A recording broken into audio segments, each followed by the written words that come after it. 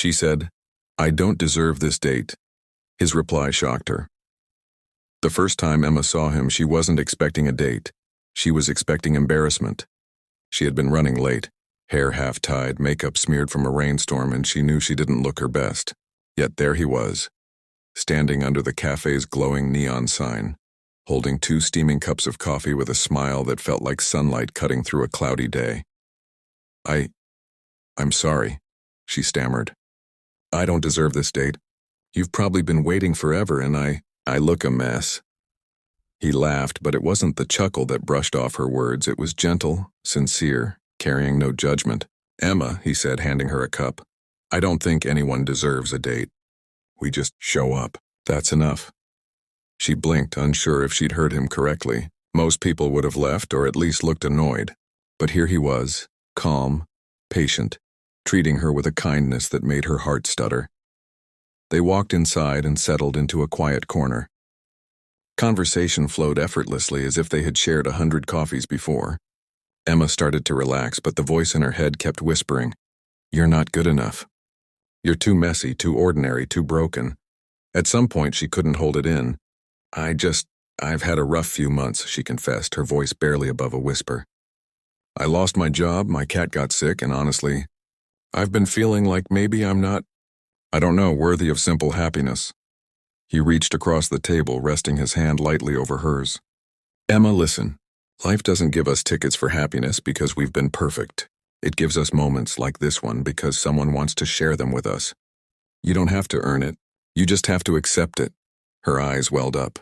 She didn't know if it was the words or the warmth in his gaze that shook her. But something inside her shifted. She realized she had been punishing herself for mistakes, for setbacks, for the natural messiness of being human. And yet here he was, reminding her that kindness and compassion weren't rewards. They were choices people made. They laughed, talked, and eventually the rain outside faded into a calm, evening glow. At one point, she glanced around the cafe and noticed the subtle magic in ordinary moments. The barista who hummed a tune while making lattes, a child helping his mother with a spilled drink, strangers exchanging smiles over borrowed umbrellas. And it hit her, maybe that's what he meant. Life didn't wait for perfection. It offered little acts of generosity and connection if only you let them in. As they stepped outside, he offered her his jacket. "You don't have to carry the world alone," he said softly. "And you don't have to think you're undeserving." Emma smiled, this time without hesitation. She realized she hadn't just come to a date. She had come to witness something deeper, a lesson in self-worth, empathy, and the simple, transformative power of kindness. Walking home later, she thought about how often people dismissed themselves, how often she had done the same. But tonight she felt lighter, braver. She didn't need to deserve a date or a compliment or a second chance. She simply needed to let herself receive the kindness the world quietly offers, and to pass it on when she could. And somewhere, in the glow of the streetlights, Emma decided she would. Because sometimes, the smallest acts of human goodness aren't just moments, they're awakenings. The next morning, Emma woke up with a sense of clarity she hadn't felt in months. The weight of self-doubt was still there, but lighter, like a coat she could finally take off. She checked her phone, and to her surprise, there was a message from him. "Coffee again? Same cafe, same time, just us, no expectations." She paused. Her first instinct was hesitation. What if I embarrass myself again? What if I'm too much or not enough? But then she remembered his words from last night. You just have to accept it. That afternoon, she arrived early. He was already there, a familiar smile on his face, reading a book with one hand and holding a latte with the other. When he looked up and saw her, his smile widened, genuine and unhurried. "Hey," he said simply. "Hey," she replied, her voice steadier than she expected. They talked for hours, but the conversation was different this time. It wasn't just laughter or shared stories, it was real.